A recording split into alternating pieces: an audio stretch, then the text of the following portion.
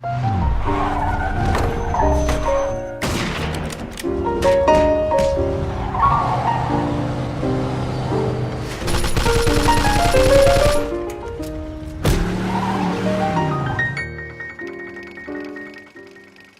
its core, Mafia 2 is a third-person action crime game. It has all the exciting car chases, all the gunfights and all the melee combat that you'd expect from a game like this. Our target kind of experience was very much things like Goodfellas, Godfather, very kind of adult movies with very serious themes. And for that to happen, we needed the game world to be realistic.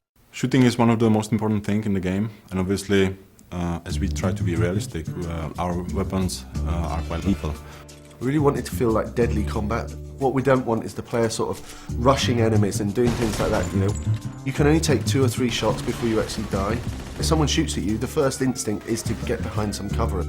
It really feeds into that intense feeling that we really want from the gun combat experience. We spent a lot of time and effort on the cover system because the player will spend a lot of time using it.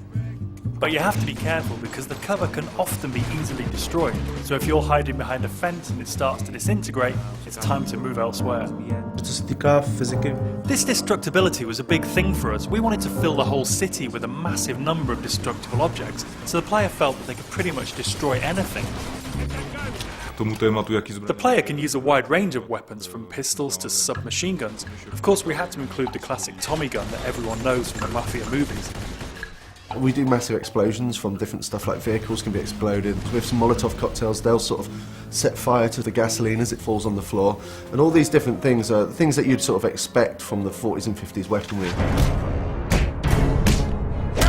Melee combat in the game is a really sort of visceral experience. We wanted it to feel really brutal. So it's a very simple system. Using 2 buttons, you perform these either hard punches or light punches. And then using a combination of these, you perform these finishing moves. And the coolest thing is these finishing moves are sort of context sensitive as to where you are in the world. So if you're stood near the hood of a car, then the player might punch a guy and then sort of smash his head against the hood of the car, which is a really cool thing.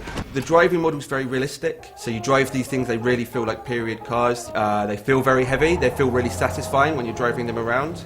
Once you get familiar with the controls, there's a real skill to doing the handbrake turns, the donuts and the skids in the street. The inspiration for these has been the cars and the car chases that you see in gangster movies. So if you visualise a gangster movie chase, you know, the cars screeching around the corner with the smoke coming off the tyres, guys shooting out of the windows with Tommy guns, this is very much one of the key goals for the driving experience. We've got like a few features in the game which allow the player to sort of like personalise their vehicle. In the body shops you can customise the car a fair deal. You choose the car that you like the best. You know, I'm going to choose to take this car on the mission because it's better than every other car in the city. I think that's a pretty cool decision to make. Our gameplay is great. We've got shooting, car chasing, everything a game needs, but we also need to link it to the story to create a believable game.